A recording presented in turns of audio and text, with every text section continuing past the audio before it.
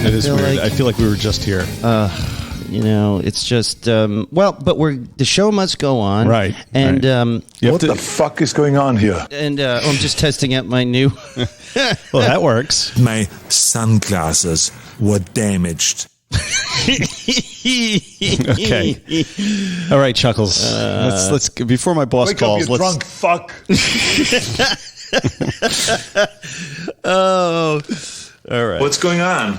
Okay, all right. Do you have like an Arnold generator? Yeah, I got an Arnold sound. I like it. So if I just keep this here, this is my favorite. Who are you? So we could do this all day. We could. There's plenty of pages. Eventually, people would stop whining. listening. Oh, okay. That's the quickest. Yep. Stop it! All right, good. All right. We got to get started. We got a very exciting show. And we're back. You started it.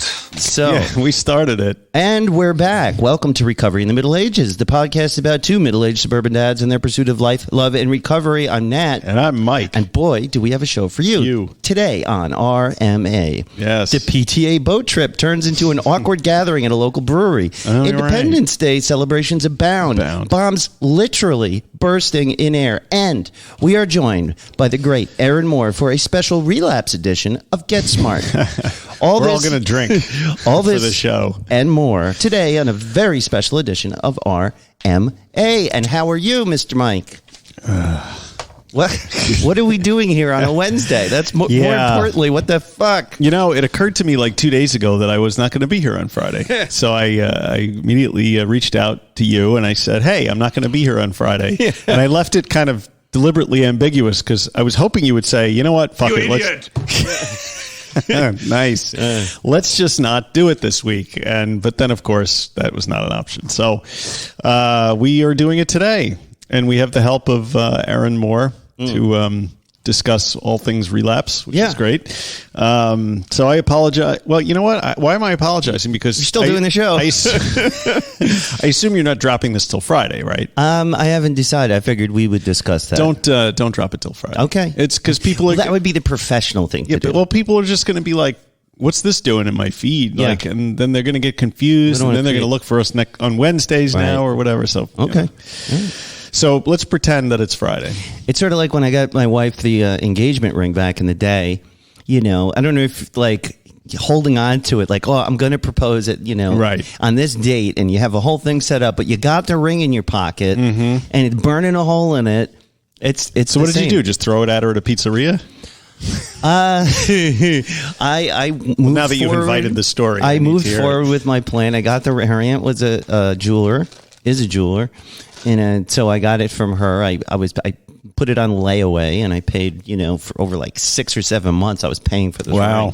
It was a nice ring. Nice. And then I was taking her to my parents' house, which is it's palatial. It's got beautiful views. It's in a nice area. And I told her I had to go do something for my parents at their house because they were away. Mm-hmm. And then we walked to the backyard where there's, like I said, you can see the water from there.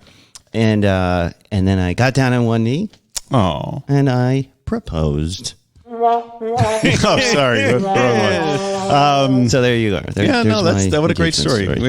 Just quickly for Erin, we were out at our usual watering hole in Manhattan that serves nice Spanish food, and I also got down on one knee. But because it was Manhattan, the tables are extremely close together. So as I was getting on one knee, I was bumping over the table next to me, and then I cut myself on a clamshell, and I bled all over the place. There you go. It was great. It was romantic, though. Happy anniversary.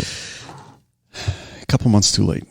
Anywho, so you should come and visit us at middleagesrecovery.com, and you should find us on Podbean, Apple Podcasts, Facebook, Instagram, Spotify, Amazon, YouTube, and Twitter. Join. Yeah, I know what's next. You don't have to prompt me. The discussion. I know. On our exclusive and private Facebook group, we've been getting, you know what we've been getting lately? A lot of emails. People have been emailing us a lot. Have you noticed this? Well, you get more than I do, I think, but I do get some that... But you have to check that email box. Yeah, I check it, you know. Yeah. You and Grant seem to have a lot going on. Yeah, we've got the show all taken care of. You don't need to worry about it. Speaking of Grant, this show today brought to you by our editor at large of RMA News at the RMA Newsroom. Thank you, Grant. And yet again, I did not pick one of those stories for... let's say that's part of being an editor. You do your best to get the stuff that you want the anchors to read, but it doesn't always work out that way. Yeah, there were a lot of good stuff as usual, but I went in a different direction. Great reviews of our podcast that you will write us when you go to those places that I just mentioned. Yes. Will be read on the show. So open your Apple Podcasts app if you use that. If you don't use that, I don't know how the hell you're going to leave us a good review, but, you know... Do what you got to do. You got to use crazy. Sorry. Here's the thing with comedy, right? You don't beat the horse until it's completely dead. Just leave it lying in the field for a while. No, you don't beat it until it's completely dead. That's what I'm saying. Yeah, you don't continue to beat it. Like, so if I keep hitting, like, these guys. You think I'm funny, huh? You think I'm funny? All right. Okay. See, now it's not funny. New merchandise will be available soon. Support your favorite show. Go to middleagesrecovery.com and click the shopping cart icon and see what's cooking. What's cooking? Yeah. We got things cooking? Cooking. Yeah. New stuff. Our merch is high quality, rare, in demand, and pretty fucking awesome. Right? You've been working on your copy editing skills. I did. I told you last night I really sat down and worked on this outline because I was freaking out that I had to do it early. Tell us your story. We want to hear it, and you want to tell it to us because it's cathartic for you, and it's good radio content for us. Good radio. So we have one from David M. Can I read it this week? Yes, please. Okay. First of all, thank you for your time. I hope the weather held out and both of you ended up on a boat. Well, not that particular day. Nope. I basically dabbled in everything, minus the needle, all the way to the age of 41. Your last episode really hit the nail on the head. I have regrets. Sometimes I feel like everyone has passed me by. I never finished college, so I ended up with a lawn service. I live in Alabama, so the humidity can be rather taxing. Wow, I'll say. In my partying days, I loved cocaine. Me too. But now I was married, so I left that behind. Enter Adderall. I now no longer had to think, or better yet, feel. I don't care if the heat index is 110. I'm a machine. I can sometimes go 3 to 4 days without sleep. Oh, yeah. Oy. I've been there. How long can this last? I need to include beer, Percocet, occasional Xanax, and Norcos. What's a Norco? Norco, it's a pill. I think they're prescribed. I only learned about them from watching Intervention because a lot of the people on there are like, I'm addicted to Norcos. Norcos. It's some kind of. Is it a Southern drug? Yeah, it's because it's not. Yeah, if any monsters out there can explain what a Norco is, I know it's some kind of pill drug thingy. Expensive habits, indeed. My wife would occasionally catch me. Pills would sometimes magically appear. I got sloppy, I suppose. Then one day the ultimatum had arrived. Go get yourself some help or get out. That day I went to see a counselor. I went to my first NA meeting. I love the show. Sometimes I need a different perspective as I continue to trudge to a happy destiny, and I get that from your podcast. Would love to elaborate. Call me anytime, Dave M. And he did provide us with his phone number. Should we call him right now? Tell him that we read this story, or we're not that kind of show. Okay. I mean, we could. Surprise. Not today. I don't know, my friend. I would just thank you for the story. I would suggest maybe you don't trudge to a happy destiny. Maybe it shouldn't be a trudge. You should skip and prance. Well, I don't know about... Speaking of prancing, yeah. Do you know there's a whole thing called Prancercize? Have you ever heard of this? I've never heard of this, but I think I want to. I'm going to drop a link in the show notes. It's apparently people who prance as if they're on a horse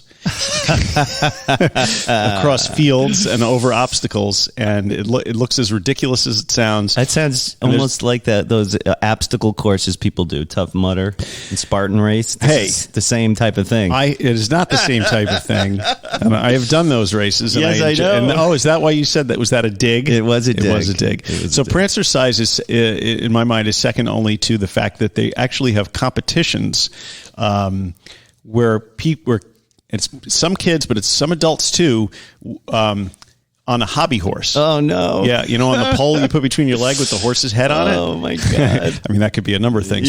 Yeah.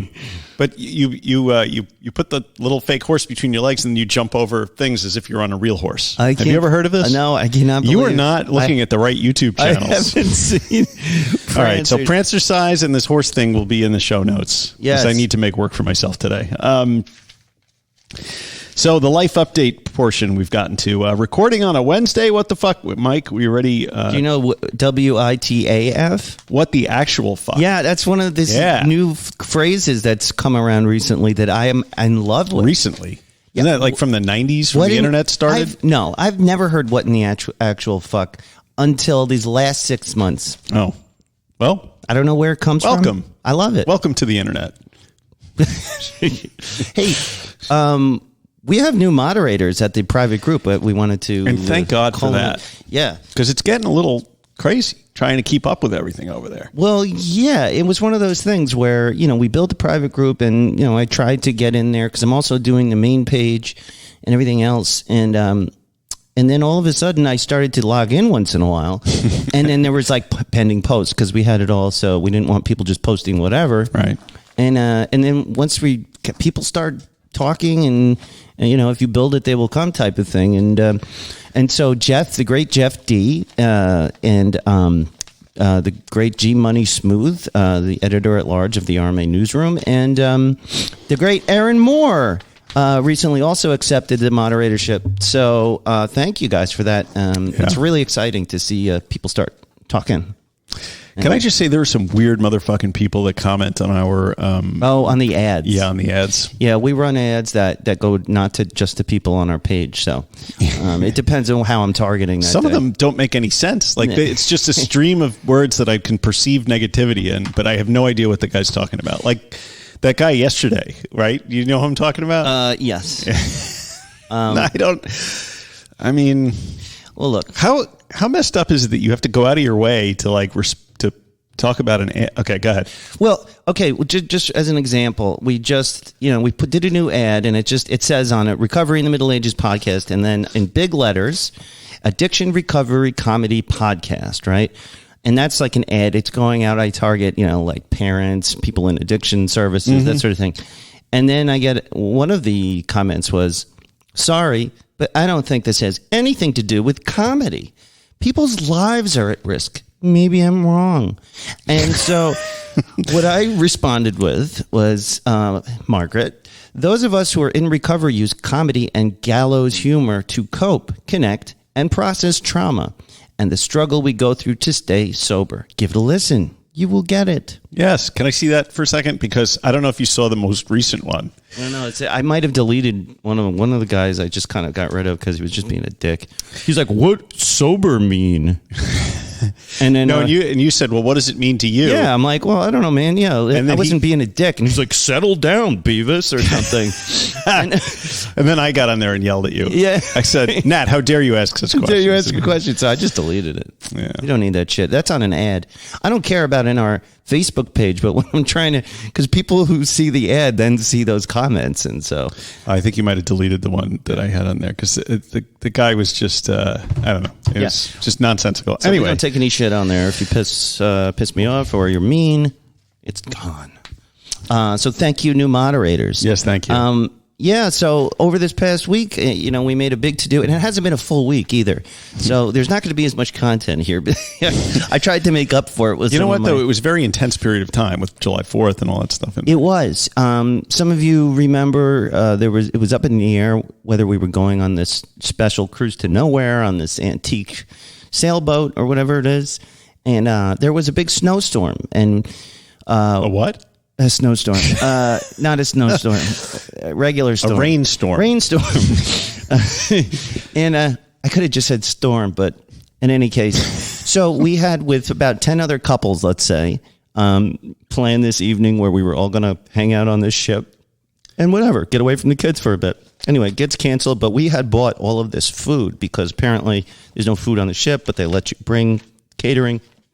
So we had all this catering and we had all these people who got babysitters for the night. And I guess one of them decided, the main one, she's just like, oh, okay, it's okay if it gets canceled.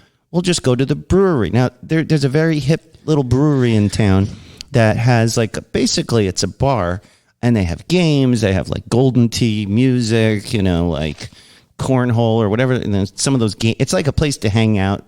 Supposedly it's a good place to bring kids. I don't see why. And so it got moved over to the brewery. And now Mike and his wife were supposed to go, and since it got moved, they dissed us. But I went. So I went. Right. Before you get into that, I take exception to your characterization of the brewery as a hip little spot in Oyster Bay, because I used to go there when I was drinking, and they have fluorescent lights and zero atmosphere. It's a big cavernous warehouse. It used to be a dollar store, and they didn't do much to it. They hardly did anything to it. But they serve no food. No, you bring your own food. They tell you to bring it in. They tell you to bring it in, right? They encourage you to bring it in. Get takeout. The bartenders are nasty fucks, and I'm talking about the women. The guys are even worse. If you're not drinking their beer, they don't want to give you the time of day. And so the thought of hanging out there, and plus I don't know any of these other couples. Like I know you and Christine. Oh, you don't know? I know them. I looked at a picture. Somebody posted a picture or something after the fact, and I was like, "Yeah, I don't know any of those people." So we decided to bail. So yes, I apologize. We ditched you, I suppose, is to say. But you had a great time, didn't you? Because when you texted me at 9:45 and you're like, "I'm finally going home," I was like, "Thank God I didn't go." Well, we had been there since 7:00. Exactly. Listen. I thought of, and because my wife was like, you don't have to go if you don't want, and don't worry, and da-da-da-da-da. And I'm like, you know what? No. I'm like, this isn't just about that it's at a brewery. The idea is it's time my wife and I are going out and, fraternizing with other couples. And I thought that it's important, I don't have a problem being around alcohol, thank God, anymore. And so I said, you know what? It'll make my wife happy. She's sick of going out by herself because I either have to stay home from the kids or whatever for a long time, because she wanted to continue to go out. We didn't have alcohol in the house, but she wanted to go out with her friends and just, drink like normal people, I guess. And so these opportunities we get to just be together and be around other adults are rare. So I said, great, I'm going to go. I mean, how bad could it possibly be? It turns out it wasn't bad at all. I mean, I didn't love it. It's annoying to be at a place like that with absolutely nothing for you. Like, I went up to go order. I figured, I'll get a Coke, you know, or anything. I don't know, seltzer. And I asked those amazing bartenders who said, wow, great. Hey, do you have any, I was even considering an NA beer, which I don't do that usually, and I'm slightly against it, but I'm like, maybe I'll have the local brewery, NA beer. It'd be nice if they had one. That would be cool, right? And so I said, well, hey, what do you have without alcohol? And she looked at me and she was like, tap water. And I was like, what a douchey response, first of all. Yeah. Regardless. The concept of the designated driver has never occurred to them, so they don't have any soda they can provide. They got nothing. What the fuck? So I had our hometown's, tap water, which is great. It comes right, it was cloudy, just like tap water that comes out, came out of the slop sink. Yeah. And but it was fine. You had to move the mop over Listen, to fill up your glass. I hung out. I wasn't an asshole about it. I learned there were two other dads there that also don't drink or weren't drinking that night. I know one of them is always sober, but I don't know his story. The other guy I know isn't sober, but his retort was, I don't drink beer. And I was like, oh, that's great. And he goes, yeah, I prefer drugs, to be honest with you. And I was like, yeah. And what did I say to that? What? Me too. Me too. Well, that's a truth. Yeah, I do. I prefer drugs to drinking. It's just the way it is. And so that was interesting. And you know what? I kind of just stood behind my wife while she talked to people and made a joke here and there and kind of, that was it. And then since we drove our neighbors who lived around the corner from us, and with the idea that, I'm designated driver, of course. So, of course. They can get wasted. And they were fun drunks. They were fine. It was just we were leaving. They're like, we got to get ice cream. Ice cream. It was like drunk ice cream. I'm like, fuck. So we went to Carvel. It was closed, and we drove home, stopped at Baskin-Robbins, and they had to eat the ice cream outside it. And I've got all this separation anxiety with my son, Noah. And that was the other thing I want to talk about going out is Noah really has, we talked about this before, he has major separation anxiety. I blame it on having to go to a lot of meetings and going away to rehabs and things like that when he was very young. And I think that's part of it. I mean, there's a number of reasons, but he really doesn't like it when we go out, you know.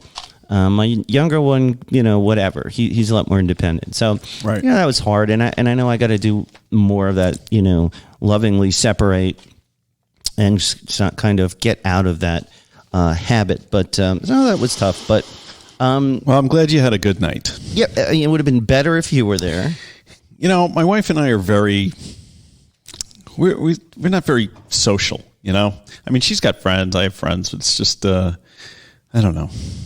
We're just not. I get it. It wasn't that I felt like I was going to be tempted to drink. I just figured it would play out like it played out. Like there'd be nothing. Yeah. You know. Well, the big difference is my wife really wanted to go, and yours. I mean, if Erin wanted to go, you know, I would have went. You know, it's whatever. But we ended up going out to eat. Oh yeah, yeah, it was great. You know, well, you got a good date out of it anyway. Exactly. And then we had what? Independence Day. Right. Yeah. Not long after. And what did you do for Independence? Did you break the law? Did you? Well, that's what I did. Get chased by the day police? Before Independence Day. So I grabbed Ben because I needed a partner in crime, and he's 10. And we got in the car and we drove out to Pennsylvania, where fireworks are illegal. Wait, so you left the state to purchase fireworks that are illegal in your own state? Yes, but they're not illegal where I purchased them. But you brought them back over state lines. I may or may not have done that. That may be a federal crime. Isn't that trafficking? It's not a federal crime. Is that trafficking? No. But, you know, Ben likes to go to the fireworks store, and so we went, and he likes the fireworks store. So. My son Jack was very pissed that I didn't wake him up, but he sleeps till like 1 o'clock in the afternoon, and I wanted to be on the road by 8. So we went, we bought that, and then I decided to make it a full Pennsylvania experience. So we drove to Cabela's. You know Cabela's? I've seen the commercials. The store. It's full of like guns and fishing rods and stuffed animals. Yeah. So we went there. I bought a knife like you wear on your belt there, but mine has an American flag. Shut up. Yeah. That's amazing. And what else? And then we got lunch at McDonald's, and then we stopped at a meat store on the way back. Meat. These Pennsylvania Dutch meat people. Did they say please meat farmers? Pleased to meet you. No, I'm surprised you didn't. Pleased to meet you. Do that on the phone. I can't. And you told me to stop. I bought some, bacon and stuff. It was the most American thing I could have done on 4th of July week. I bought a pound of bacon, illegal explosives, and a knife. It's funny. My politics are decidedly lefty, but my hobbies and tastes are decidedly redneck. Yeah, you're a closet red state guy. Yeah. So. And then we brought them back, and then then I got anxious, right? Yeah. Like now I have these huge, explosives in my garage. My oldest son is a bit of a pyromaniac. He likes lighting things on fire. So none of this sounds like a good idea. As soon as he saw them in there, he went right to the garage with a lighter. So I was like, no. I took them all. I brought them upstairs into my bedroom, and I closed the door. I was like, you're not getting anywhere near those. So the next day, we were driving around looking for places to shoot these illegal fireworks off without getting arrested, because last year we almost did get arrested. We shot them off we probably shouldn't have shot them off in the high school field. Yeah. I could probably not. No. But I wasn't aware of the libertarian paradise that is Beekman Beach on the 4th of July. You're going to have to. Do I? No.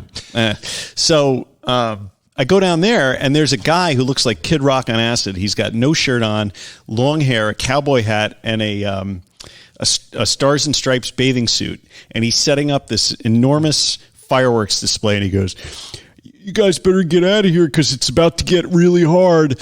And I'm like, I brought the hard, and I held up my bag of fireworks. He's like, you only got one bag. And I'm like, where am I? Like, what part of the country is this? So that's a special, like, shady beach. Yeah. Like, there's the main beach that normal people hang out, and then there's the Beekman Beach, which is very shady. It was, it was a lot of families hanging out. It was fine, but it was just a little weird because the code enforcement guys, they sit there in their cars and they watch you lighting off these explosives, and they don't give a rat's ass, not a Nassau County cop to be seen. There were a few Karens in the parent Facebook group who were like, "Why are the fireworks going on?" Whatever. Why do we have fireworks? So we lit off our stuff there, and it was great. And it was a really nice 4th of July. We went out on the boat earlier in the day. That was fun. Yeah, man. That's really cool. Okay. What about you? What'd you do? Me. You went to a party, right? Yeah. So those of you who are familiar with our opening track for our podcast know that it's a song from a record that I did in 2003, I think. And the main writer, basically. I mean, I was just a co-writer, and I just did production on it and played on it, but he was really the brains behind that band. He lives around a corner from me, and he always has this big 4th of July party, and it's a lot of the people from my former life in rock and roll.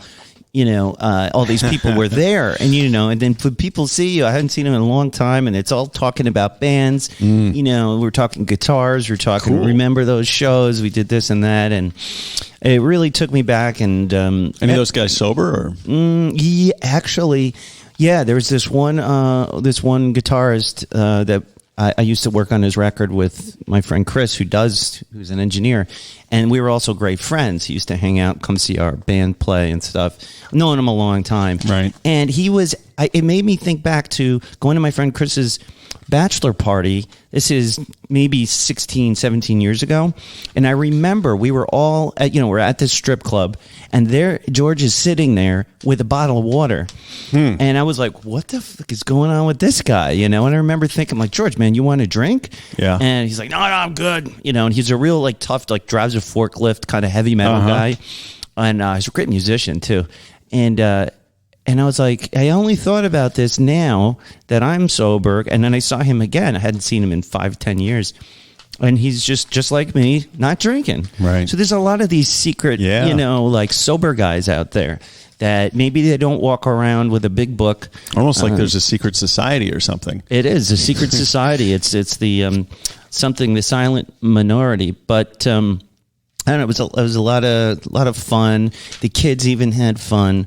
And it was just great to hang out outside for a bit. I loved when people were like, "Oh wow, you're looking fit, man." Yeah. And but really, it just makes me feel like, well, what the hell did I look like last time? If there's probably not so surprised, dude. I have to say, I've been staring at your arms since I've been sitting here, not in a sexual way, but you've definitely. It's amazing how quick you have gone from being a somewhat scrawny fellow. I wasn't scrawny to whatever this is. This is like Arnold Schwarzenegger arms. What we're seeing is, I think it's muscle memory, and I'm working out a lot, and I completely changed my diet. So it's like I'm taking 200 grams of protein a day. I'm working out 4 or 5 times a week, really, really hard. And I don't know. So I'm doing the way you're supposed to. And if you do that, you just need a couple of months really to. It's pretty amazing. Beef up. Transformation. I have to say. Anybody can do it. Now I'm not going to be able to grow 40 pounds of muscle in the next month because I'm not on steroids. But not yet. Not yet. But yeah, man, it's just great to feel good about yourself and all of that, and it made me think back on 4th of July as kids. I think one of the most romanticized times in our lives, I feel like, in America, because now we have listeners all over the world. So, right. America, 4th of July, especially when we were kids in the 70s and 80s, it was so magical. It really was. And I thought maybe for a moment we could reach back to maybe your childhood 4th of July memory, if you have anything that stands out. I didn't realize you were going to put me on the spot. Putting you on the spot. Okay, so I grew up. The house my parents had a fairly big piece of property with it. So as soon as I was old enough, What do you want to hear about? Kid stuff? Because my cousins were older and they used to bring fireworks over and we would light them like off. That. The secret fireworks is all of that stuff. Right. And I remember one 4th of July, I was still a kid and I remember calling my cousin on the phone, being like paranoid that he was going to light off everything before he came to the house later. So I got him on the phone and he's like, I'm just lighting off everything. He was like fucking with me, but he ended up showing up with some stuff. So it was good. And when I turned 13, I started taking the train into the city. And did you ever buy fireworks in Chinatown? I've done it before, but not a lot. Totally different New York City in the early 1980s, where you would walk into Chinatown and every 20 feet somebody would be like, firework. And then you'd say, yeah, okay, I want some fireworks. And then you had to follow them down these alleys into these weird rooms, and you'd go into like a room, and it was an apartment, and it was set up like a fireworks supermarket. Yes, and you go, and back then you could buy like pineapples, which are quarter sticks of dynamite, with the little green fuse. You'd think like with terrorism and everything that this stuff would not be so easy to get. Well, now they're legal, but back then it was totally illegal. But they turned a blind eye to it in New York until Giuliani came in, and then that disappeared overnight. Which was very sad because, when the Chinese didn't have anything, you'd go to Little Italy and guarantee you the Italians had everything. Don't have it, the Italians had the pineapples and the crazy stuff. But so good memories. 4th of July was always my favorite holiday because I always liked blowing things up.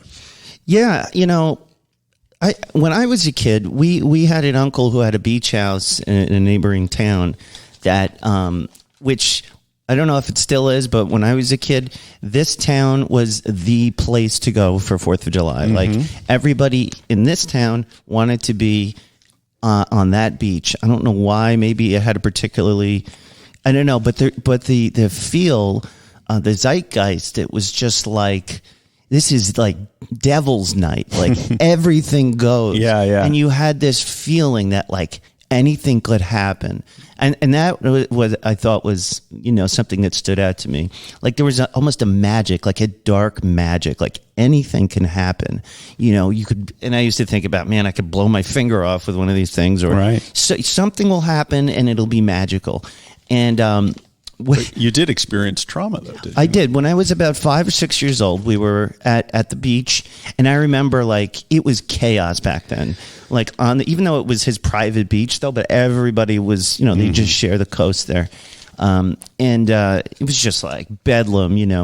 As soon as the lights, as soon as the sun went down on that beach on 4th of July, right, that was when it really picked up.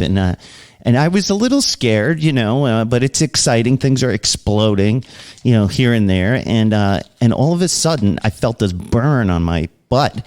And what turns out, like a bottle rocket must have fired, parallel to the sand and exploded on my ass and burnt a hole in my shorts. And I'll just never forget, like it exploded on your ass and burnt a hole in your shorts. That's right. Okay, that's right.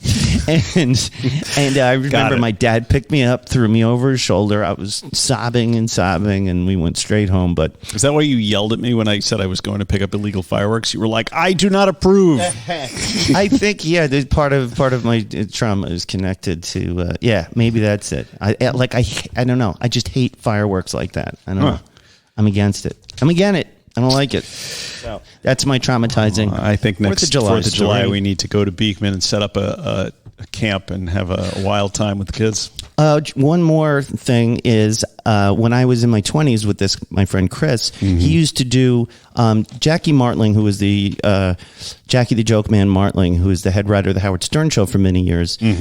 His wife had a band that I used to work on their record. When they were recording, and I went to their live shows to help set up. What was the name of that band? The Scoldees, with Nancy Sirianni. Not a house name. No, they weren't like famous. It was just Jackie's wife. You know what I mean? And did they get like play local? Yeah, it was a bunch like local stuff. I mean, once in a while they would do like a place upstate which had like 1,000 seats that we would go to, and like she opened up for like Taylor Hicks, and I was at that show, and but. We got invited to Jackie Martling's 4th of July party in that neighboring town. We hung out Stuttering John showed up. Wow. Howard I never met Howard, but It was just that was a very exciting time to be, in that circle, at least if not on the edges of it. And that was a very cool time at Jackie the Joke Man's 4th of July party. So that probably won't ever happen again. We need to get him on the show. But so anyway, that was 4th of July, and we salute America and happy birthday, America. Yeah, happy birthday. One of the last things I think we're going to touch on here. No, I'm sorry. You got something, I think, in the mail that we were going to talk about. Yeah, I don't know. Maybe we put that off till next show. All right. I want to do a whole thing on that. Okay. Topic. Well, so that should whet your appetite for the next one. I do want to talk about. Yeah, I definitely want to talk about that. All right, I just dropped off our kids this morning with Captain Stu. Noah and Ben are off to fishing camp. Right. On the boat called the Sashimi. Yes, it's fishing camp. Yes, they take there's like 12 little buckaroos that they take out into the waters to fish for porgies and tuna and all that kind of stuff. Sounds awesome. Yeah, I was like, where's fishing camp for me? I would like to go to fishing camp. And because I'm pumping Ben for information when he came home the other day, I'm like, so what kind of line do you use and how far off the bottom and what's the bait you guys are using? He's telling me all this stuff. He knows more about fishing for porgies than I do. You know how to fish? I fish a little bit. I've never been successful fishing. I've tried it. I must have spent the entire time trying to bait the hook. At which point, that's the important part. I went to go cast the reel, and it caught on something on the boat, and I'm like, "Fuck, this sucks." A couple weeks, come out on the boat, we'll do it. I want to. Yes. My wife kind of grew up with a lot of boats. Her Uncle Joe was big, and so she has done a lot of fishing. I have not. Our kids can show us exactly what to do. I'm hoping because I want to. I think fishing could be great. But that first day, he caught 3 porgies. He did. Yesterday, He caught nothing and was very upset because he was the only kid that didn't catch anything. Yeah. But the first day, I yelled at Ben for not giving him fish. I was like, give the kid a fish. What I said was like, nobody gave you like an extra fish. And I was like, no. And I said, well, listen, that's fishing. Some guys go out there for an entire week and don't catch anything. Right. But that first night, we got to cook this porgy, which if anyone out there has, ever eaten fish that's that fresh, it is a whole different animal. Yeah, it really is. It's a flavor that you just simply don't get in a restaurant. You just don't get it when you buy it from the supermarket. When you just pull it out of the water, man, the flavor is so melts in your mouth. And the way we prepared it, it was just like olive oil, salt, and put it in the oven, and it was just perfect, not overcooked. And it was so good that even my 7-year-old, who is the pickiest eater in the world, he only eats chicken nuggets, pizza, and kale. Believe it or not, kale chips is the other thing he eats. But definitely no fish. And he saw us just fawning over this, like, oh, this is so good. And he looks up and goes, I want to try some. And we're like, really? Wow. So we got a piece for him. He ate it, and the expression on his face was amazing. You just could see the light go off in his head. He's getting vitamins in his mouth that he's never had before. Right. He's like, oh, my God, where has this been my whole life? And it was very cool. I don't know. I was very happy about it. I hope he catches a fish today because I'm hungry. Yeah. We beer battered it the first day in non-alcoholic beer. Oh, yeah? Yep. That's ridiculous. He liked that. And it's good. Okay. Where are we? 37 minutes in. Are we getting to our main topic of the day, which is the relapse? We're getting there. We are getting there. So today is a very special edition of RMA. Relapse is something that touches everybody in recovery. Everybody. Relapse is a part of recovery, they say. Do you believe that? That's a whole show because people get very, very hot and bothered when they hear that phrase. And I think it's just a matter of, people not understanding the intention of the statement. Because, we're not, usually if you say relapse is part of recovery, then you always have someone else go retort, that's not recovery, that's relapse. And it's like, no. You don't understand what we're saying here. What we're saying is 90% of the time when you are actively in recovery, there will be relapses. Why is it part of recovery? Because you use that as a stepping stone to move forward in your recovery, and therefore it is part of it. It doesn't mean it's required. Yeah, right? guys like Paul Churchill from Recovery Elevator and everything, they call it field research. Like maybe you're not quite ready, that you have to go out and do a little more field research. It's not an excuse to do it, but it's just being honest and saying this is what happens. The problem is when you come at it directly from the mindset of certain 12-step programs who have this idea that if you head out once, it's going to be a quick path to an early grave and that you're never going to be able to come back. I mean, if you embrace that paradigm, then I can understand why people would think that it's so incredibly dangerous. Like, I would never think like to myself like that if I went out and I relapsed with crack, that would be like okay. You know, but if I relapse with a drink, I somehow see them on a different level. Yeah. I don't know why, but and you know what? You can recover from both. You know, even if I did go out and smoke crack, which has happened to me before. I mean, what I was going to say. I'm sorry, I know you got a thing. So yeah, I didn't start reading it yet, but you know, it's one of those things where like. Relapse was a big part and hopefully isn't anymore, but I'm open to that it could happen again. Do you know what I mean? I'm always on guard, but it took me a long time to get my first year. I actually wrote something that I wanted to read before we got Erin on. So I think we're going to do this and then we're going to call Erin and we're going to have a really good discussion. I think this is a really important topic.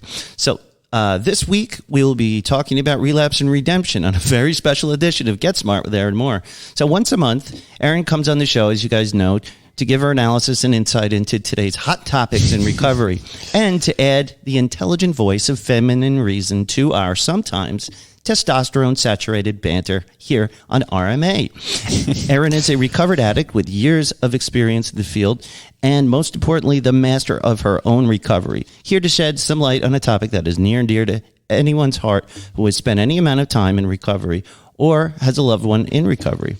Most of us in long-term recovery have experienced relapse since we have started our sober journey. In fact, I would venture to guess that most of us have experienced a setback or two on the path to freedom from addiction. What I have learned, maybe the hard way, is that it is not how you fall down that matters, but it's how you get up that counts. Wow, that's true. Over my time in recovery, starting around approximately 2007, I experienced relapse over and over again. Each time I felt completely hopeless, worthless, and ready to give up. The only thing that ultimately kept me in the fight was my desire to keep my family intact and serious legal consequences if I didn't remain clean. It took me 12 years to get my first year sober, but looking back at my relapses still helps me put my day-to-day recovery work at the forefront of my mind. A real sign of maturity and recovery is our ability to not only survive a relapse, but to take it as an opportunity to move forward and try something different. It may be better to add or subtract from your program.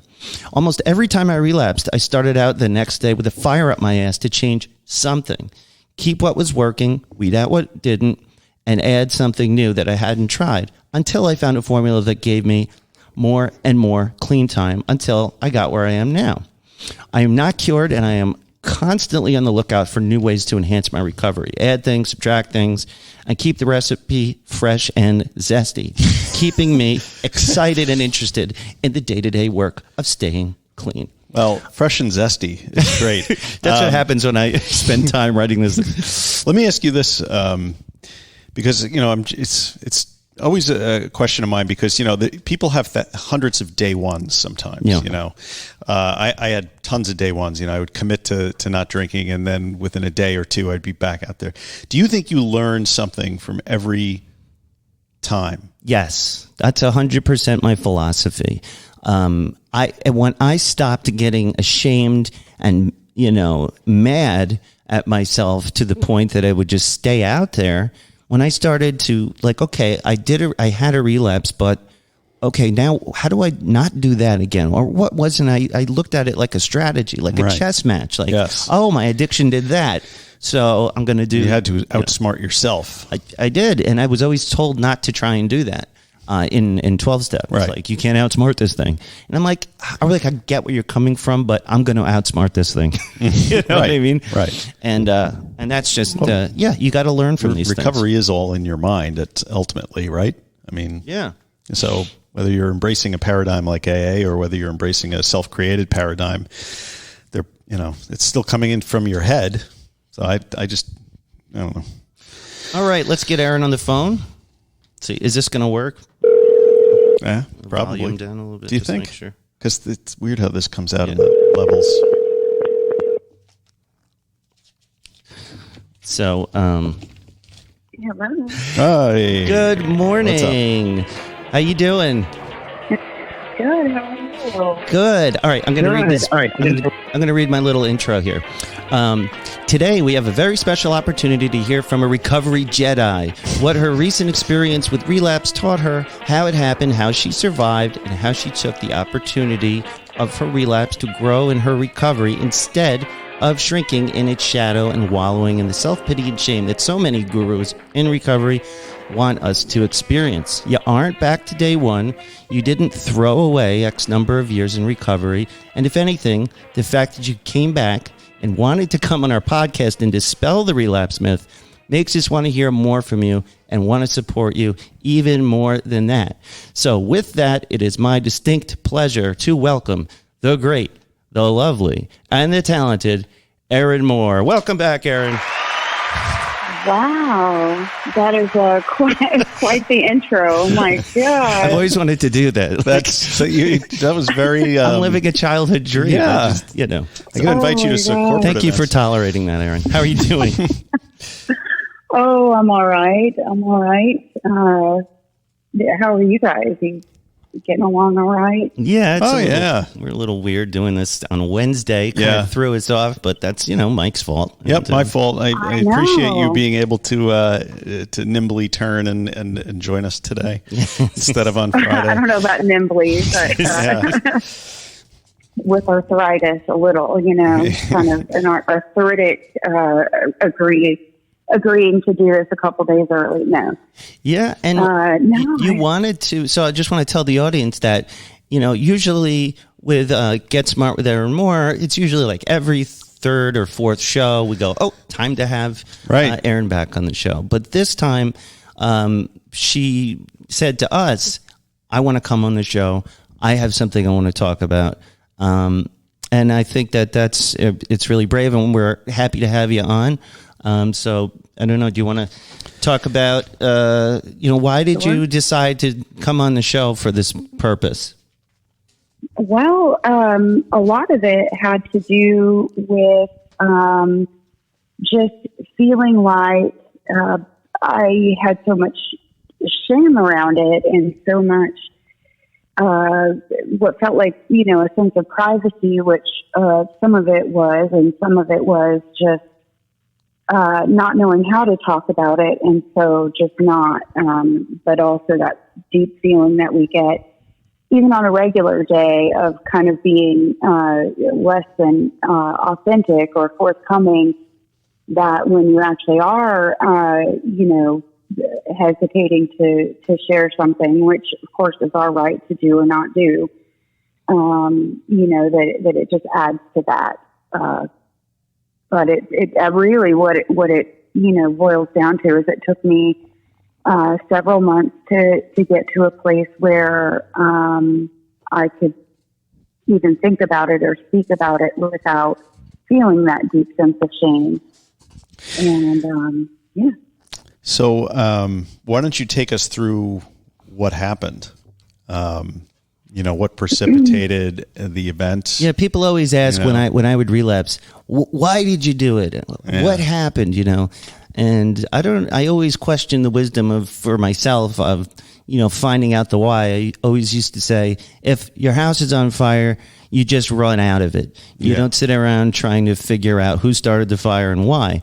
But what do you think about that? I just wanted to hear the what. Yeah, I want to hear the story too. So, how did it happen? What happened? Right. Well, I understand what you're saying. A lot of times people, I know for myself, I've always had that question, whether out loud to somebody who reports having relapsed or or even in my head, but sometimes it's a sense of wanting to know what not to do, or, what wisdom we can glean from it. And sometimes it's just try to figure out how it's not possible that it could be me. So it's hard to say what our motivating factors are for wanting to know the details. But, I think at the very least in broad strokes, it can be useful information. And in my case, really it's still one of those things you're not quite sure exactly, how you got there, but also I can see pretty clearly some of the factors involved. And one, of course, was, being one of the scariest years I know I've endured, with all of what occurred, right at the beginning of COVID. Literally the day everything shut down, I also lost my job. And for me, what had become a sense of identity through it. But, I was just carrying on, right, going, moving meetings to Zoom, the AA meetings, moving forward with that, getting involved in other online recovery platforms. But there, in other times during sobriety and through the years that I had been sober, if I had a job loss or if I had,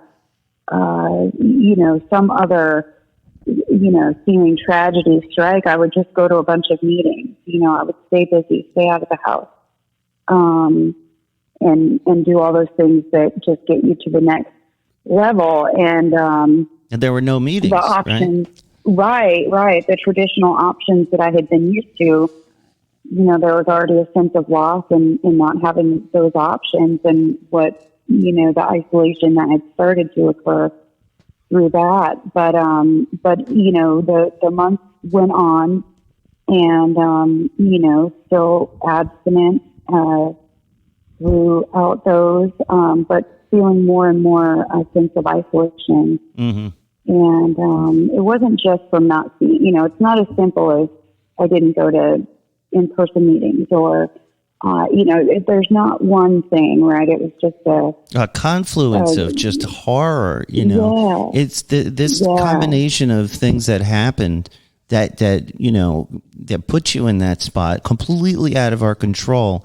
I mean, it's amazing, that we survived this thing, much less done it healthily, and it's just like, it was crazy. And like, I was thinking about all the people who depend on the regular going to the meetings and the community.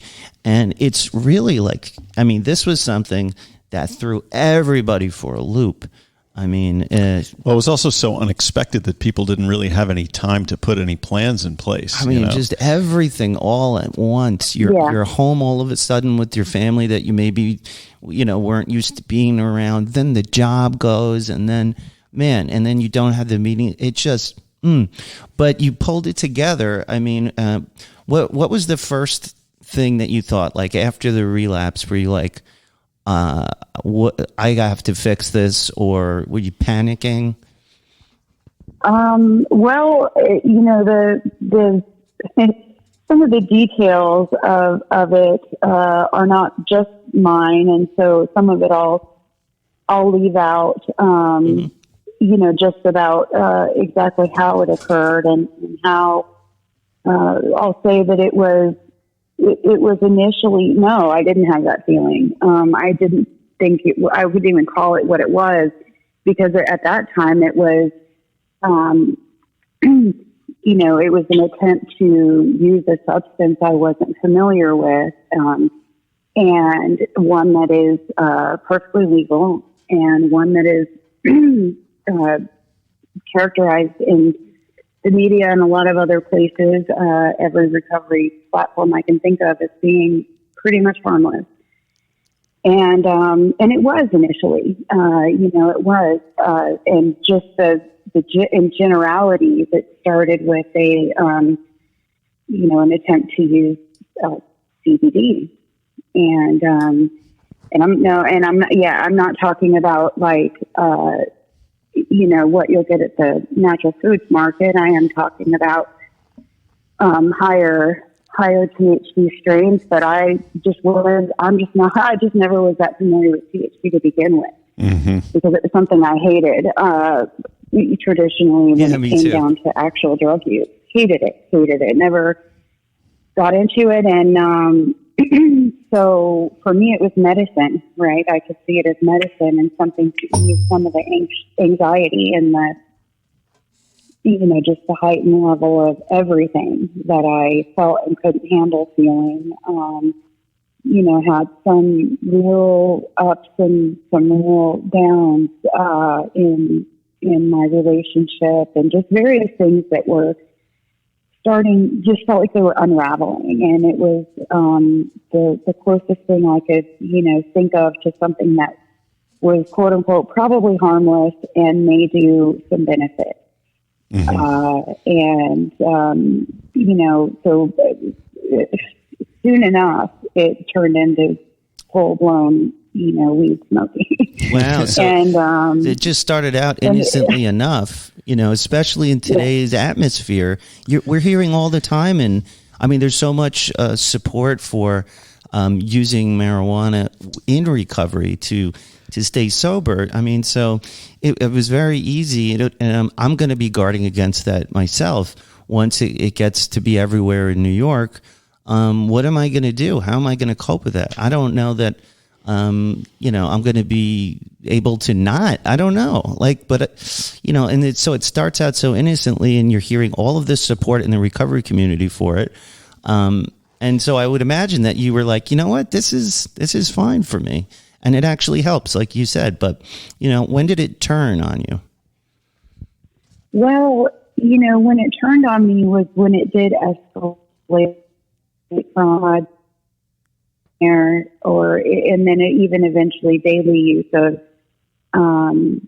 the CBD type products, to being presented with marijuana right in front of me, and feeling like, still with the same ideas. This was not me thinking, well, I'm about to throw away my sobriety. Well, there were a lot of justifiable, in my mind, there were lots of ways I justified it to call it something else, and just coping and managing. And, it was really when it did escalate to that, progression. And then I remember distinctly having the thoughts that,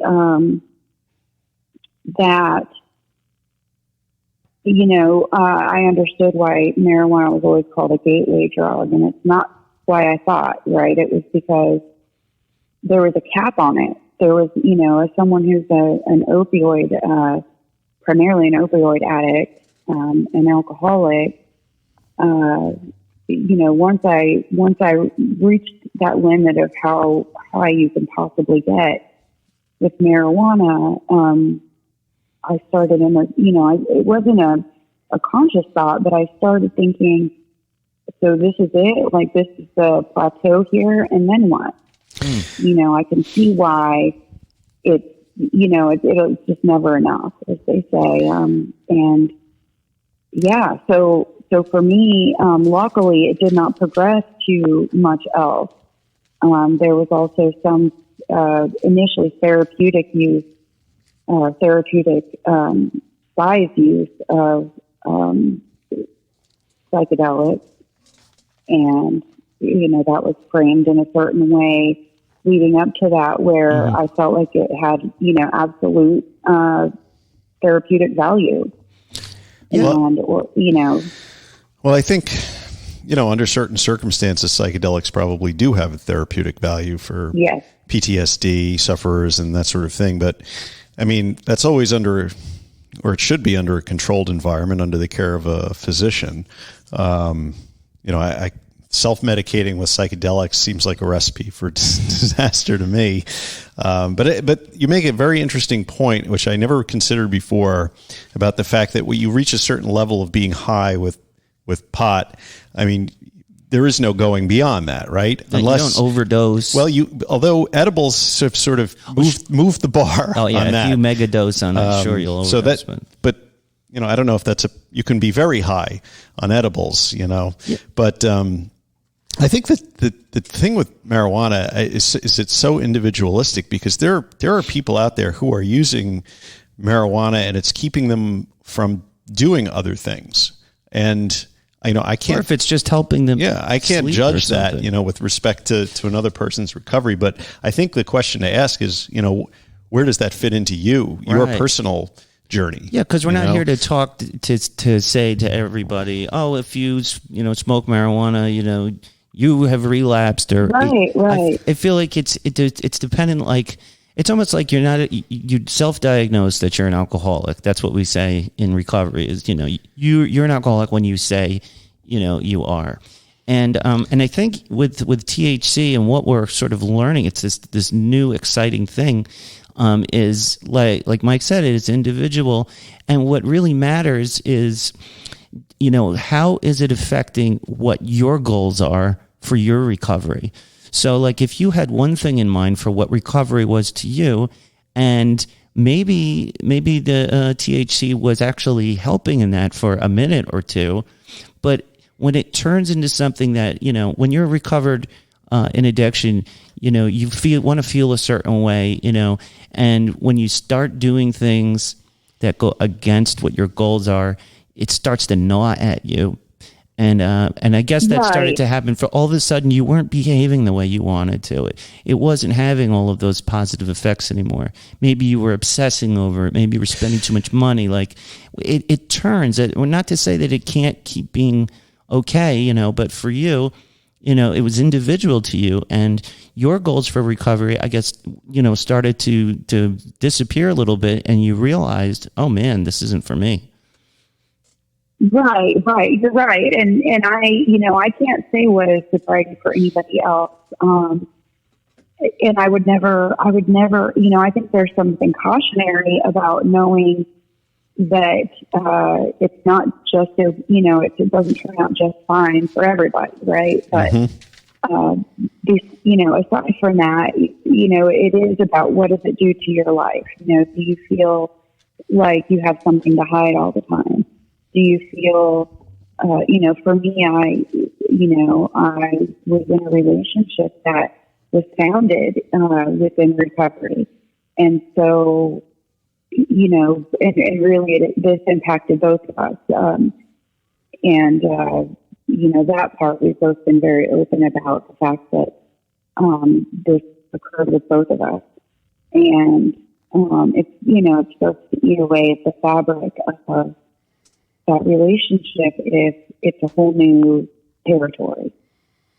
If the only thing, that we had ever experienced was sobriety together, that's hard. Something that's really we hard. Were alone in the same room, like separately all the time. So there were lots of ways that it really, like I said, ate away at the fabric of parts of my life. And it was that was really so it was having that deleterious, like when it starts to have an effect on your life that you remember, like opioids were starting to have, you kind of get that recall, like, oh my God, this is happening.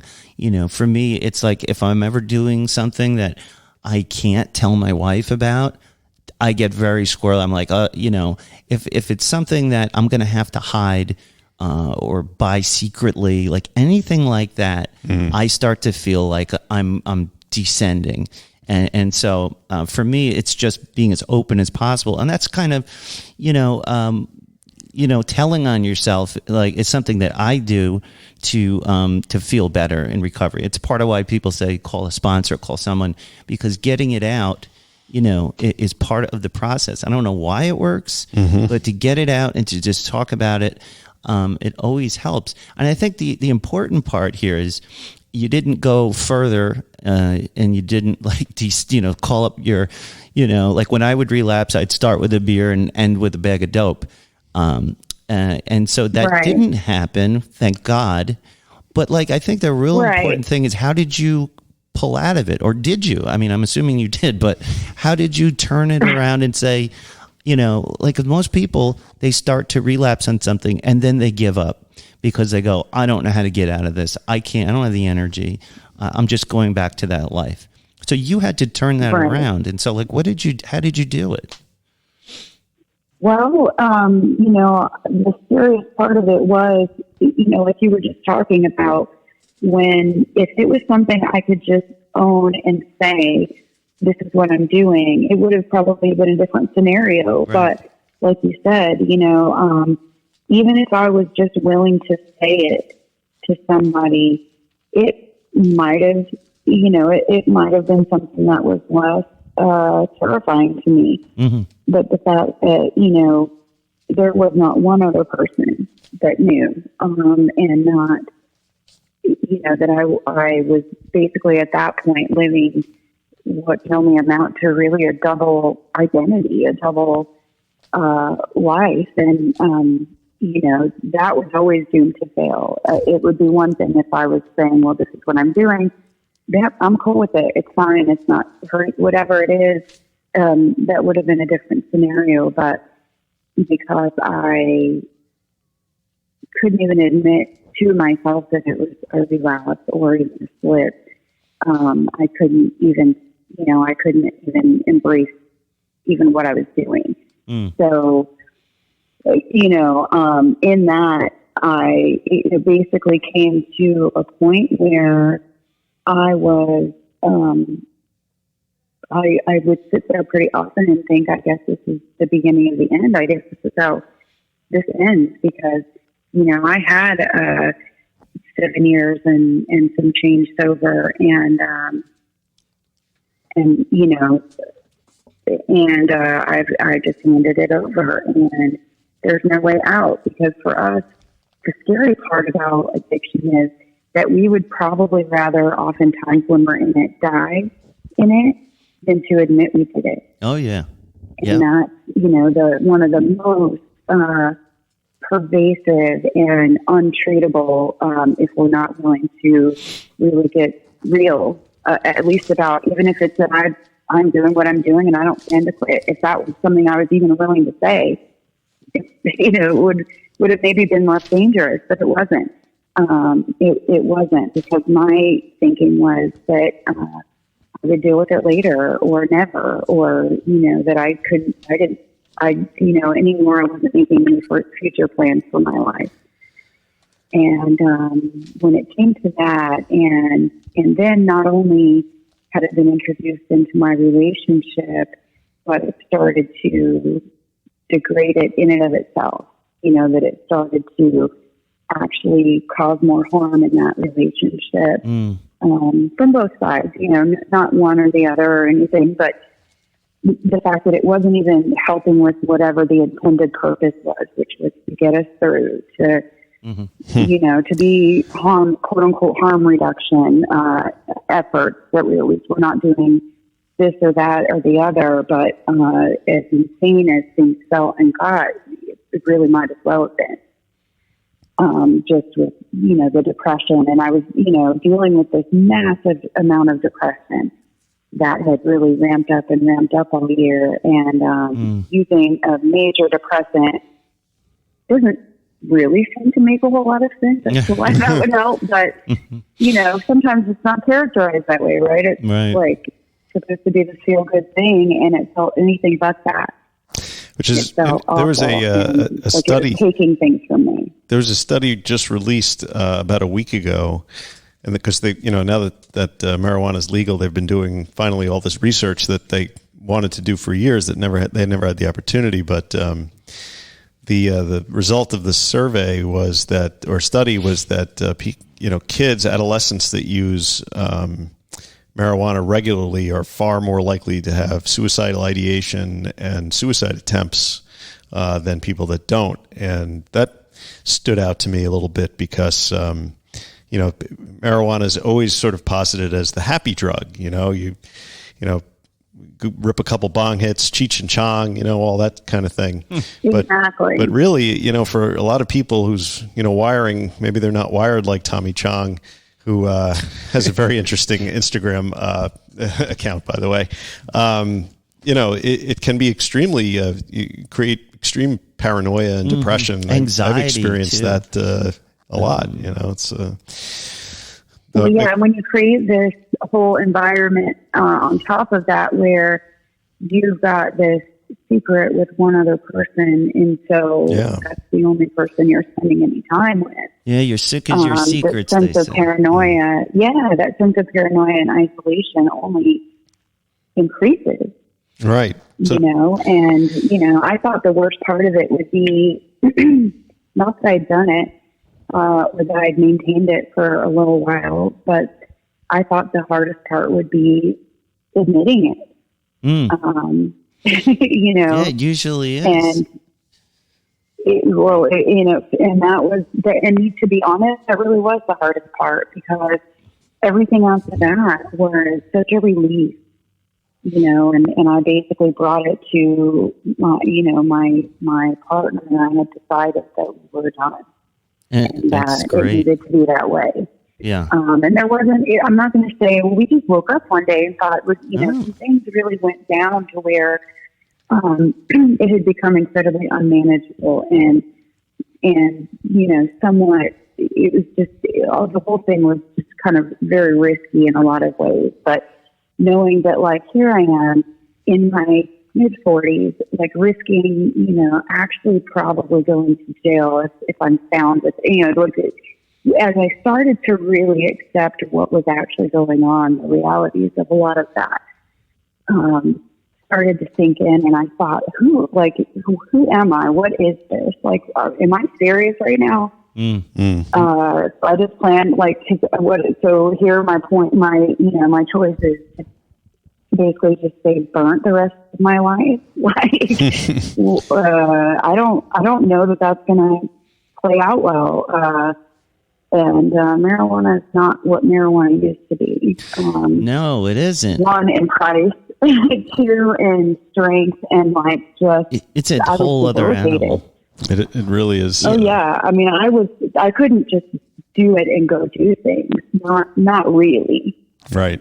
Yeah, even the Delta, not well. Even the Delta 8 THC that we were trying out, that I was using to sleep for a while. Even that, THC light, basically, when I was taking for sleep, I couldn't do anything. Like, I had to go. It right gave to me sleep. temporary Alzheimer's. Yeah, but one thing. Oh, it was awful. I couldn't remember words. I couldn't remember, and I started to become less and less productive because, of course, what started to happen, like with any drug for me, is that it will become earlier and earlier in the day. It becomes something where you're like, well, I mean, I'll just, just a little for anxiety at 10 a.m. or whatever, and then just be knocked out sometimes. And you weren't feeling like you were living your best life, because part of what I love about recovery, and it sounds cheesy to say, I'm living my best life, but I mean, I really identify with that. Like, when I'm doing everything I'm supposed to, for me, I feel good about it. You know what I mean? And so the fact that you're able to see that for what it is and pull yourself up and say, you know what, this is not meeting my set sobriety goals. This is not my recovery that I wanted. And Mike and I were just talking before we called you about, the way we view relapse. And, it's very easy to view relapse as this like big failure. That's how you're made to feel, all this shame. When I look back on all of my relapses, and there were many, I saw it as an opportunity. Now, this is a chance for me to get my recovery to the next level. It's almost like you're error checking in coding when you're debugging. Like, this is a lot like debugging. Now you know that you can't go down that path. This new path appeared, and you're like, you know what? I tried it, and this did not work out the way it was advertised, and you pulled yourself out. Now you're on the next level in your recovery. This is almost like a promotion, because now you've got this experience. You can relate to that many more people. And I think that it's a step ahead. I think that this puts you to a new level of your recovery. Now you can move even further forward. Right. Well, and that's what ends up happening, is that as I kind of ripped off the Band-Aid of telling one person and then telling, saying it out loud in front of my Zoom meeting and realizing that the earth didn't, stop turning, the sky didn't come in, none of that happened. And I actually felt lighter, no matter what I felt like it had quote unquote taken from me, right? And time and all of that I was just really grateful to have escaped with my life. I was so grateful that I could not sit very long in the shame and the dishonor and what people thought about it. And, and there were places I only shared about it openly and in very few places. But to me, for me, that was all that was required, at least in the beginning. And even to today, I know that I don't have to share this, but for me, what I think people need to hear more and more is I don't care how long you've been sober. I don't care how many years you put together. I don't care if it's a day or 10 years, that there's no secret worth dying over. And that if we survive it, because the other thing is that when people say, well, relapse is part of recovery, well, it doesn't have to be. Two, not all of us are guaranteed to survive it. So I'm not going to say go take chances with that. I'm not going to say go take chances with that. No. But if you survive it, it just is not that big of a deal. What's lost? Those that love you theoretically seemingly lost. Right, like those of us who love and support and you. And maybe more. Will still, exactly. Like the people who really matter and the people who really love you and are looking out for you, they just love you more and support you more.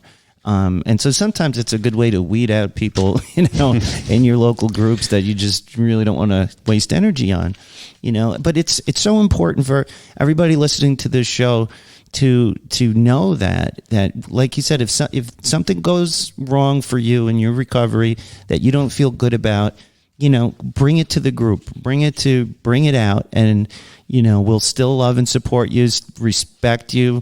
And, and we got a future, and you've got a future, and it's important for people to know that, you can, if you survive it, and I almost didn't survive my last relapse. So, it really is a matter of life and death. And thank God that, you came out of it.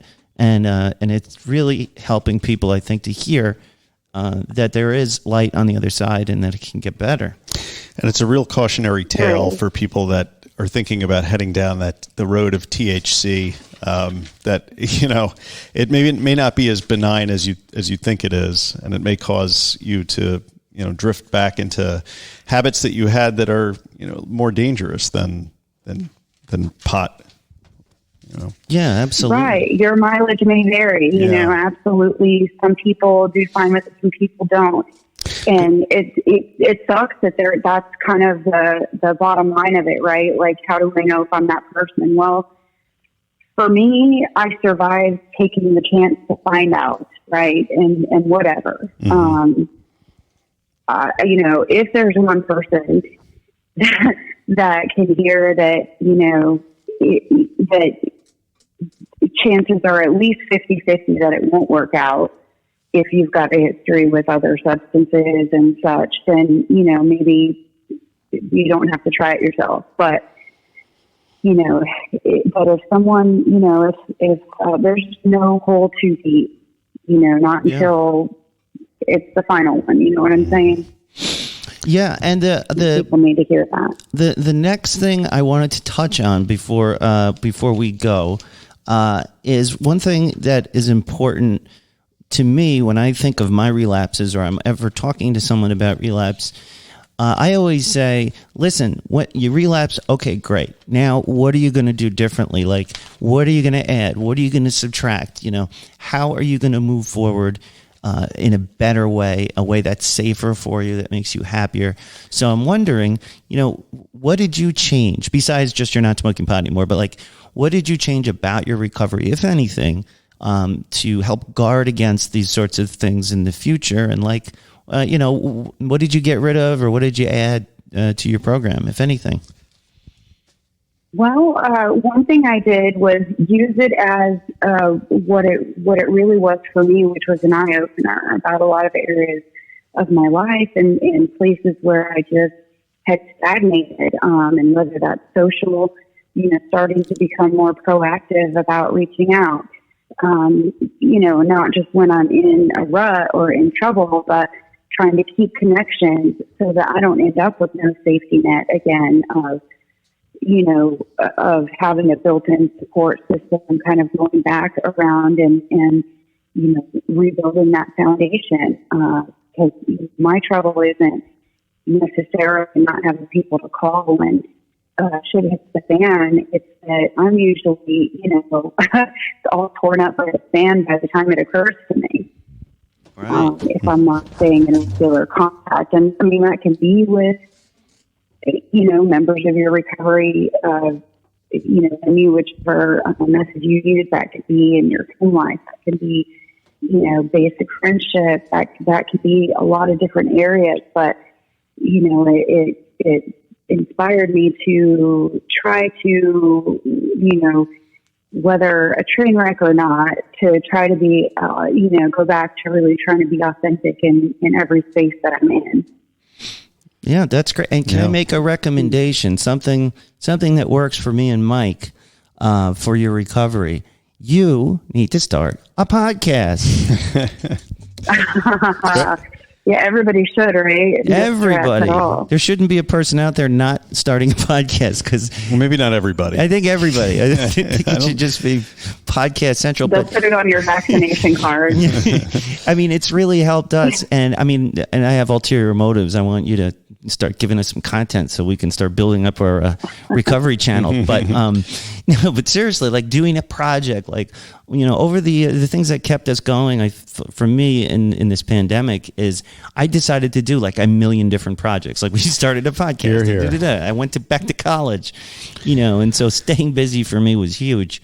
But so I recommend a podcast. What do they say in the program? Say yes to everything? Or something like that? Well, you never say no. If like someone asks you to speak at a meeting, you always say yes to the program. It's... I mean, I don't know. Well, I can't speak for Nat, but I think this podcast kept me sober. Yeah. Doing this podcast kept me sober during the pandemic. Yeah, I can say that 100%. Mike and I bet your podcast has helped a lot of other people too. Well, we really hope so. And I mean, like Mike didn't really do a lot of recovery work before we started this podcast. No, not much at all. He didn't come from a background like us where, I was court mandated at like AA for like 10 years. So he wasn't quite as indoctrinated as I was. I dabbled in the 90s. You did. But, recovery. But yeah, so doing this podcast, it helps us both. And I hope it's helping you guys out there. With that, we're going to say goodbye, I think, unless you want something else. Well, you guys are the best. Yeah. You guys are the best. I have to pee Next really bad. time we'll be back with a more lively. Something more lively. I hope it doesn't sound so much like a bummer. I think it deserves some. No, I think this is very helpful. Yeah, I think people will really identify with this, with your struggle. Yeah, you're brave, and doing this is the work of recovery. You are doing the work, and part of it is telling on yourself and being honest. And you, like you said, you feel much better about it. And we'll be looking forward to another great episode of Get Smart with Erin Moore in a couple of weeks. Also, Erin, thank you for accepting the moderatorship, if that's a word. Erin will be moderating the private Facebook group. So if you have any questions or you want to chat her up a little bit more. Where's the applause again? Just kidding. What? Oh. The crowd, yeah. Yes. There you go. You got our it. new moderator. Okay. The triumvirate, the oligarchy of RMA. So thank you, Erin, and hang in there. And we appreciate it so much that you're coming on the show, and you really make it better. So thank you very much. Oh, well, thank you. I love y'all, and we love you too. And we'll talk to you soon. Bye. All right. Talk soon. Bye. Bye. So I just want to say that was a great discussion, and I appreciate Erin being so open with us. Yeah. I also want to say, though, that I think we've barely scratched the surface on the topic of relapse. There's a lot of statistics we have, a lot of stuff that I would like to go through, and I think maybe this merits a round 2 next week. I think so, too. Yeah. I have a final thought that I may have typed out last night before I pee. It says final thought, Nat. There you go. Is that the one? Yes, it is. Okay, go. And then we can take a break and go pee. Oh, you really have to pee, don't you? I do. I should drag this out to make you uncomfortable. Please don't. It has been said that many times, that when people say they relapse, the truth is, if you never recovered in the first place, guess what? You didn't relapse. Like, you can only relapse if you're in a state of recovery, right? I got it. More accurately, you just took a break from using. If you truly do the work of recovery, and I mean work at it like your life depends on it, because it does. And if you fall short of your personal abstinence goal, that's not a relapse, that's life. When someone's cancer comes back, we don't shame the patient and make them feel like they failed or they're a failure. We merely change or revisit the treatments that worked before and add anything new or better that can help the disease stay in remission a little longer, hopefully for the rest of your life. I propose we view relapse in addiction in the same way that we talk about recurrence in cancer treatment. When the cancer comes back, when it happens, it's time to get back to work, not wallow in shame and failure and feeling like shit and hiding. It's shit, we get back to the doctor. It's all in the name of a better life for you and your family. So, let's drop the shame, as Amy Dresner says, fuck shame. And come together and support each other. And I would say, to thought. Continue the cancer analogy, though, I would say that if the cancer doesn't respond to a particular sort of treatment, you try a different modality. Right. So if AA doesn't work for you, try Smart Recovery. If Smart Recovery doesn't work for you, try something else. The RMA podcast. The RMA podcast. Try This Naked Mind. There is no one path to the top of the mountain. And most importantly, reach out to us before you relapse. Yes, before would be better. My sponsor always used to say, call me before you drink. Yes. And so with that, we will be right back after these words.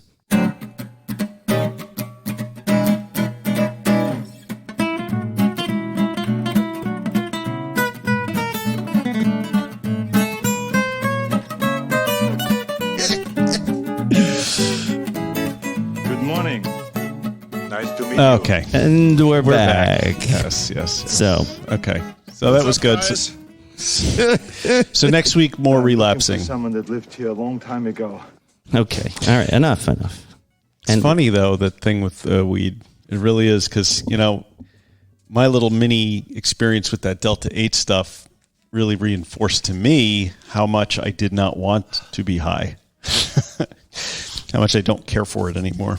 But. Yeah, and thank you so much, Erin. I mean, it's very brave. I've been there a million times, and I have a bunch of relapse stories that I did not tell today. But every single time, like she said, really the hardest part is coming clean, because if you're building up a community where you're in recovery, your partner's in recovery, and it's just like the perceived consequences of relapsing grow way past what they truly are. Right. And any case, so that's a function of a couple of things. It's like, the not wanting to get that negative response from the recovery community. But it's exhausting to have to hold that inside. It is living the double life. So, but anyway. So next week we decided, because Grant did a lot of great research on some statistics with relapse. I think there's a lot more to be said on this. I promise not to write a bunch of stuff like I did for this one, but I felt very passionately about relapse and the way it's viewed in recovery. It's something that I think is really important. I feel like we'll save more lives if we get real about relapsing and how it does happen, and it's okay. It's okay. We don't want you to do that, but if you do, okay, no big deal. I don't know why people get so shocked when an alcoholic drinks, or so shocked when someone suffering from addiction, uses, because this is a disease. These are the symptoms of that disease, and there is recurrence, and it's okay. The important thing is that you get back on the horse, you turn the boat around, and start and move forward and get better in your recovery. So next week we'll look at some of the scientific reasons behind why people relapse. All this and more. What is it time for? I think at long last it's time It is retime. It is time for recovery in the news. Yeah! All right. Recovery in the news. Recovery in the news. This, of course... Recovery in the news, motherfucker. This calls to mind the fact that we got an email yesterday from a listener who said that he finds himself singing along with Nat when Nat starts doing his scat at the beginning of the recovery in the news part, which frankly I do not understand, but hey. Yes, thank you for listening. Yes, thank you for listening. We appreciate it. Encouraging Nat to keep doing that. Oh, I'll sing all day if I could. Yes, I know. So what is Sha'Carri Richardson? Is she a track sensation? What is she? She is a track sensation. Oh. And to continue our discussion of marijuana, this is from the New York Times this week, and from everywhere else, unless you've been living under a rock, you've probably heard that Sha'Carri Richardson, a track sensation and a Olympian, a track member sensation of the U.S. Olympic team, tested positive for marijuana. The American sprinter Sha'Carri Richardson, who was set for a star turn at the Tokyo Olympics this month, could miss the games after testing positive for marijuana. She actually is going to miss the games. That's came across the wire this morning. Because Michael Phelps too, didn't he smoke? Yeah, but pot? Michael Phelps was somehow, because he makes advertisers a lot of money. Well, he's a white male, so he gets away with everything. Richardson, 21, won the women's 100-meter race at the U.S. track and field trials in Oregon last month, but her positive test automatically invalidated her result in that marquee event, and unfortunately, she was not included in the other events. So the U.S. Anti-Doping Agency announced the positive test result Friday morning and said Richardson had accepted a suspension of 1 month starting on June 28th, which could clear her to run in time to run in the 4x100 meter relay that takes place later in the games if she is named to the U.S. team, which she was not. In an interview on NBC on Friday, Richardson blamed the positive test on her use of marijuana as a way to cope with the unexpected death of her biological mother while she was in Oregon for the Olympic trials. She learned about the death from a reporter during an interview and called it triggering and definitely nerve-shocking. It sent me into a state of emotional panic, she said, adding, I didn't know how to control my emotions or deal with my emotions at that time. She apologized to her fans, her family, and her sponsors, saying, I greatly apologize if I let you guys down, and I did.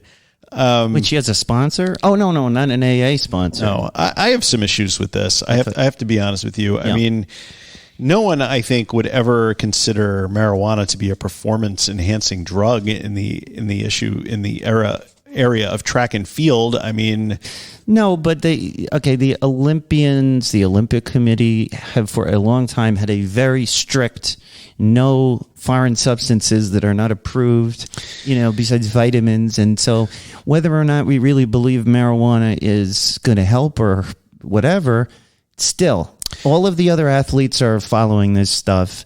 It's, you're an Olympian. So why wasn't Michael Phelps kept out of the Olympics for his drug behavior? Well, he had already won all of his medals. Well, some of them. And they suspended him. They said he couldn't swim for a year or something. I don't know. He was punished. I don't approve. The only reason that marijuana was added to the list of banned substances in the Olympics was at the pressure of the United States government for its anti-drug policy reasons. We're blaming the government. I mean, it's true. And I think taking away this young woman's chance of winning a gold medal for something that is now legal in 34 states. Well, if they drink alcohol, if they have alcohol in their system, that's exactly my point. I mean, alcohol will not exclude you from the games. Well, maybe it should. Maybe it should. Maybe it shouldn't. It's not a performance enhancer either. No. I mean, if the goal here is to only have a level playing field, and that's why we're testing for substances. Why are we testing for drugs that have nothing to do with performance? Just to shame people? Again, this is like shaming people that use drugs and alcohol for whatever reason. I just don't think it's a good idea. It's probably, I agree. She's 21 years old and her mother just died, So that's an excuse to smoke marijuana? Well, sure.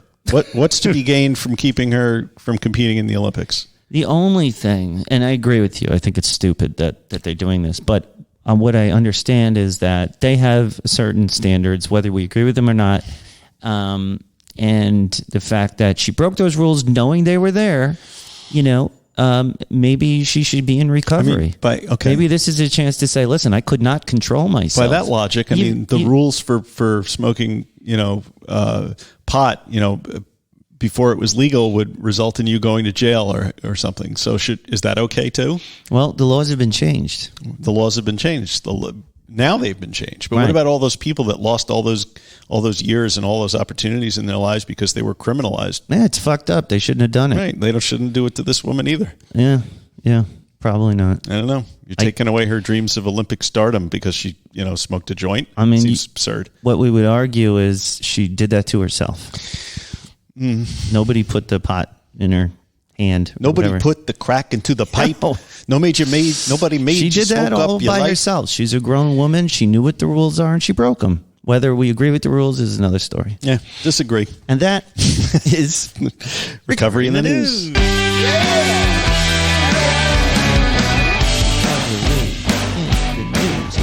Man, CVS is calling me. CVS, the station? CVS, the drugstore. Maybe we're going to want me to CVS. pick up my Cipro prescription. Somebody's calling my shop like incessantly. Okay. What's next? Is it time for the Week in Weird yet? Haunted Village for Sale in Scotland by Tim Banal. Do you know anybody else on the internet? I love this guy. He writes for Coast to Coast AM. It's one of my favorite radio shows. Yes. The ruins of a Scottish village said to be occupied by the ghost of a 17th century prophetess is up for sale. Prophetess. Tim Banal. Spanning approximately 3.3 acres of land sitting on the shore of Loch Tay, the picturesque property known as the Old Village of Lawyers... Lawers? Oh, interesting. Reportedly features the remnants of multiple buildings that constituted the community centuries ago. While the village was ultimately abandoned in 1926, there is said to be one resident who remains at the location, albeit in spirit form, who has become something of a legend by way of her eerie predictions that seemingly came to fruition on several occasions. Known as the Lady of Lowers, Mary Campbell resided in the village during the late 17th century and earned a reputation for being able to foresee future events, which she revealed in a poetic fashion similar to Nostradamus. Perhaps the most famous of her prophecies centered around an ash tree that she planted near a church in the village. Campbell cautioned that when the tree grew to a height of the church's gable, the building would, quote, split asunder. Centuries later, her prediction came to pass when a violent thunderstorm destroyed the church just as the tree had reached that prescribed height. The Lady of Lowers is also credited with having predicted the emergence of railroads. Oh, really? Which she described as fire coaches, as well as steamships, which she envisioned as being ship-driven by smoke. Wow. Chillingly, this is almost over. Chillingly, one prophecy put forward by Campbell, which is yet to come true, is that such a vessel would sink in the Loch Tay, and there would be a great loss of life. Given her strong connection to the location, many believe that the ghost of the legendary soothsayer still roams the grounds of the village. The current asking price for the property, the entire village, is $173,000, and the purchase includes a private beach, fishing rights, semi-ancient native woodland, in quotes, and presumably the spirit of the Lady of Lowers. Maybe we need to get everybody together, our audience and us, and purchase this Scottish village. I would love to have a Lady haunted of Lowers, and we could do Week in Weird, live from this haunted village in Scotland. Except it would be about the same thing every week. It would, and that is this week in Weird. Well, that about does it for today. Thank you for listening, and we'll see you later. No. Visit us at middleagesrecovery.com and check out our new merch page. Join the discussion on our exclusive and private Facebook group. Come talk to all the new awesome moderators who are kicking ass and taking names, but not your last name. We'll keep it anonymous. If you need to talk, don't hesitate to reach out to us on social media. Check out our show notes. Mike works very hard on them, and there are many hilarious Easter eggs to find. Listen to us on Podbean, Apple Podcasts, Facebook, Instagram, Spotify. Tweet us at TwatYouTwit, Amazon, YouTube, and more. Also, please go to your Apple Podcast app or iTunes and write us a great review. Just do it. 5-star reviews will be read on the air. And as we say, non proficiat perfectum. Hasta la vista, baby. See you next time. Be good.